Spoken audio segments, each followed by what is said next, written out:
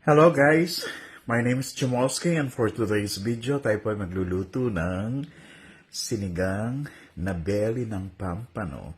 Actually yung ulo at saka yung buntot, pinirito ko na siya. So this is the middle part of our pampano. So magsisinigang tayo at lalagyan natin siya ng shrimp. Alright. So ngayon, kasi isda po yan, gusto ko pong igigisa ko muna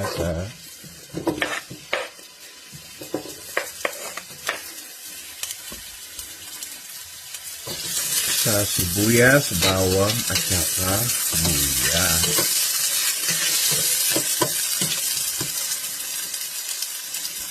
Sabay na natin ang kamatis.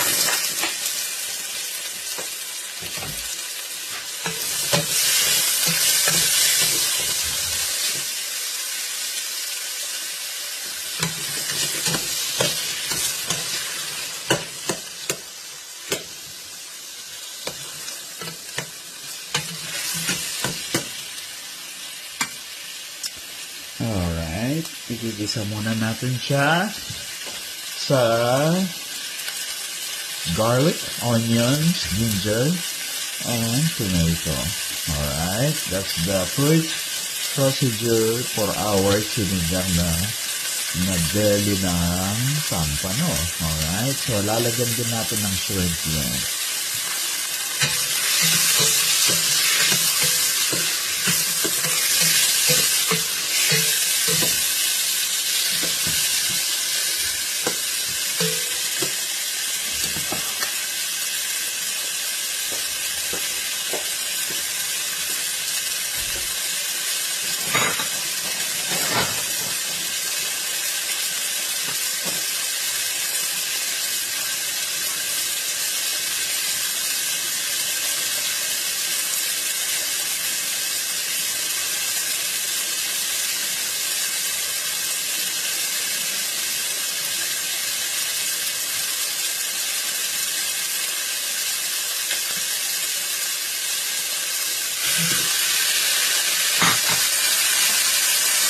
So, ito na yung mga shrimp.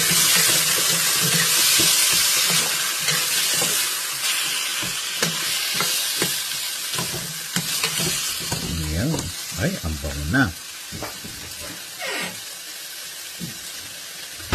Nalagyan natin lang siya ng patis. Siyempre, of course, ang patis ay number 1 sa sinigang.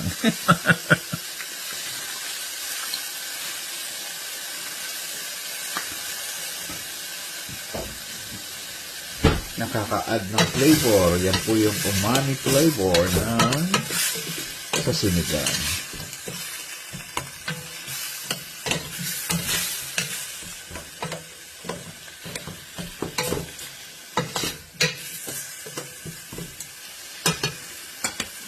Bango.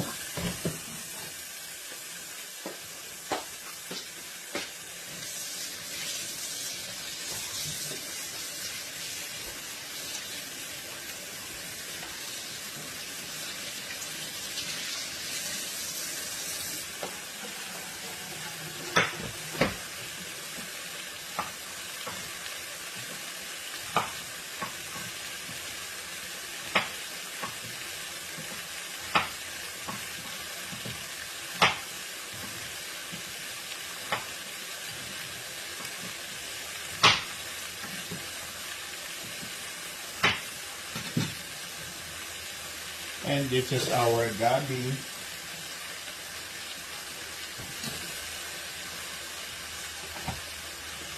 Lagyan na natin siya ng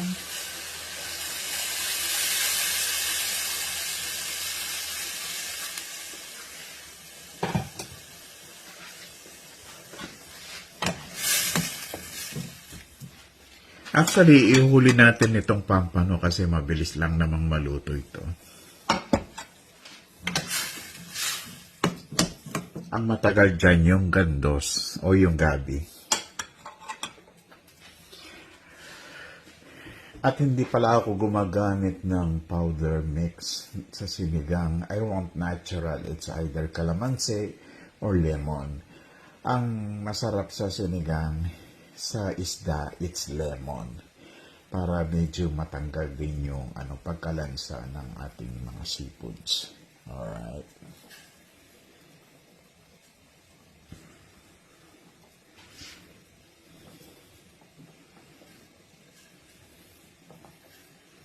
Ay, ang bango ng sinigang natin. Tapos medyo maanghang ng konti. Lagyan ko nga.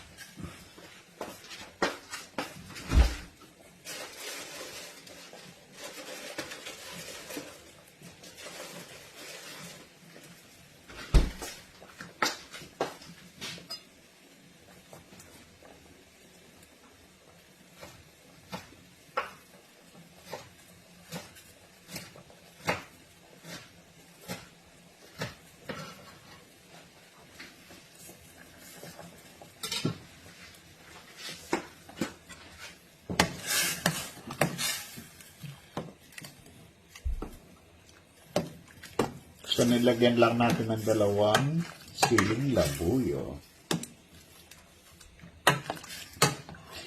Para meron siyang sipang konti.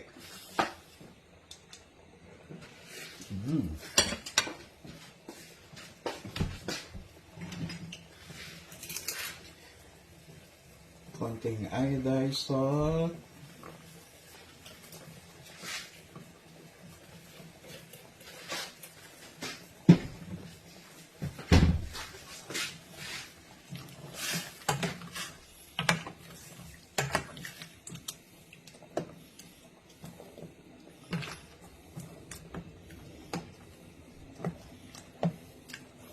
Kailangan madurog natin yung kamatis para maganda po yung kulay ng ating sinigang.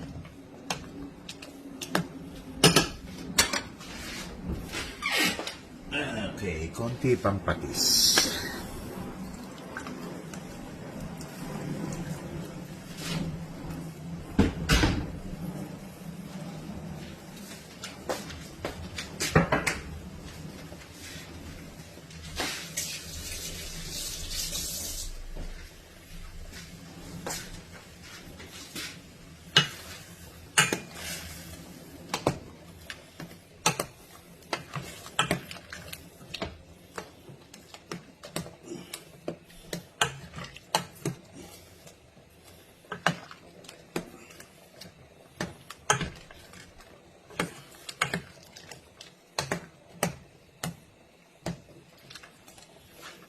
O, diba? Ang gandang kulay. Yan ang ang kinaganda pag nilagyan mo siya ng kamatis. Pag sinerve mo siya, pinlate mo siya, nakaka-add ng sarap ang sinigang kapag meron siyang kamatis.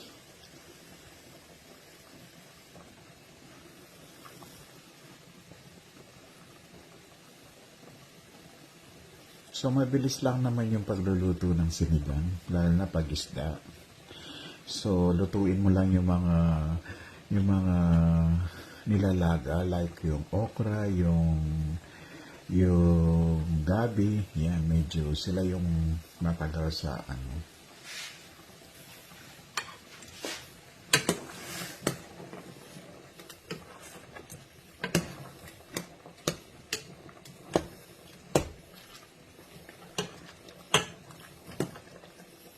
Di ba? Ayan, oh, ganda ng kulay.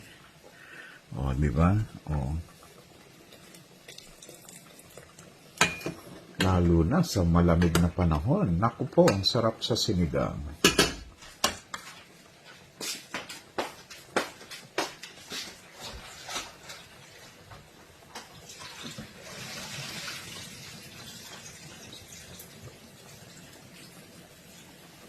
So, ang gusto ko sa sinigang, talbos ng kamote. So, dito, meron po akong tanim dito ng talbos ng kamote. It's organic. Okay. So, yun ang gusto ko sa sinigang. Talbos ng kamote.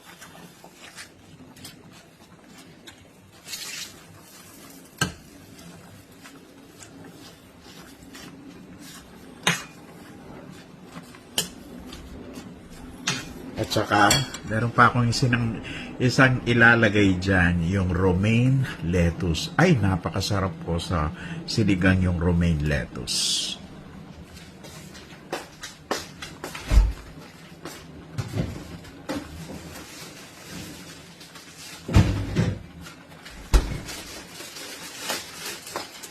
So, this is romaine lettuce. Yan.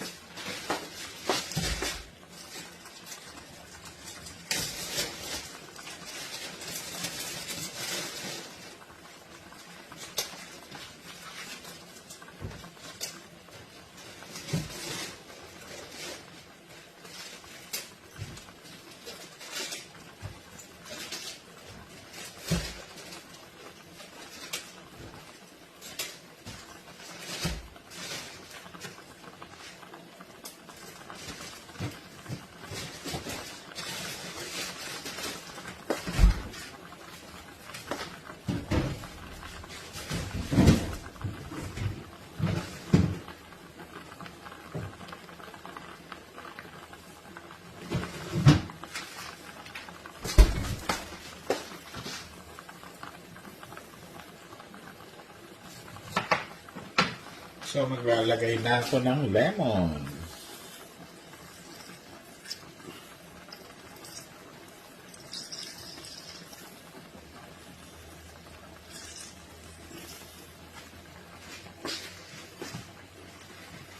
Isang malaking lemon ang lalagay ko.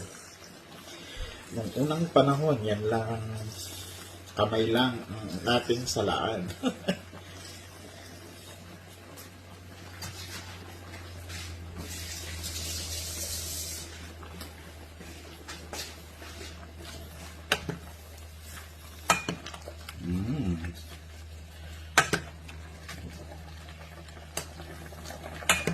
Ganda na oh. Ang ganda ng kulay ng ating sinigang.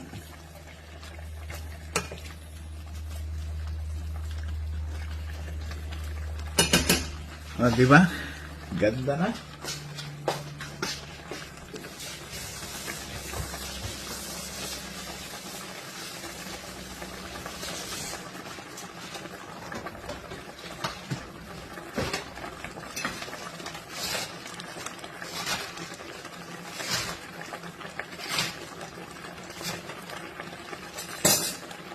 So this is our romaine lettuce.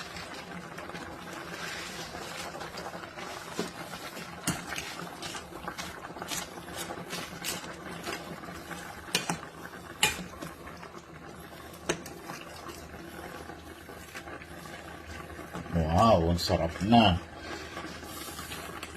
Then ilalagay na natin ang ating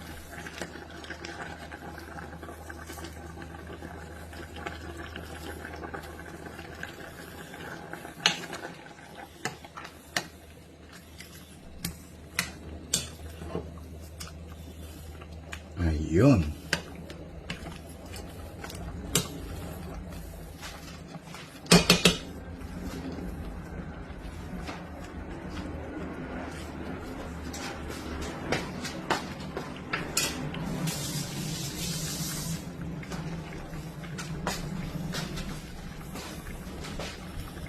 So, yan na ang ating takpan na natin.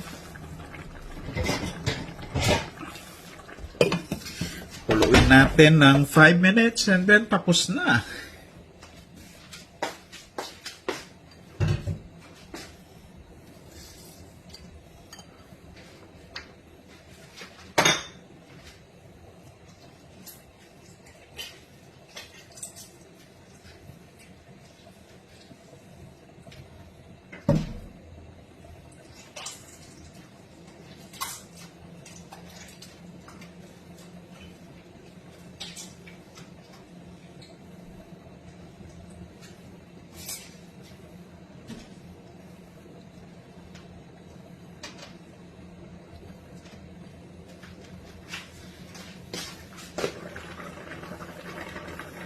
Dinagdagan pa natin ng lemon.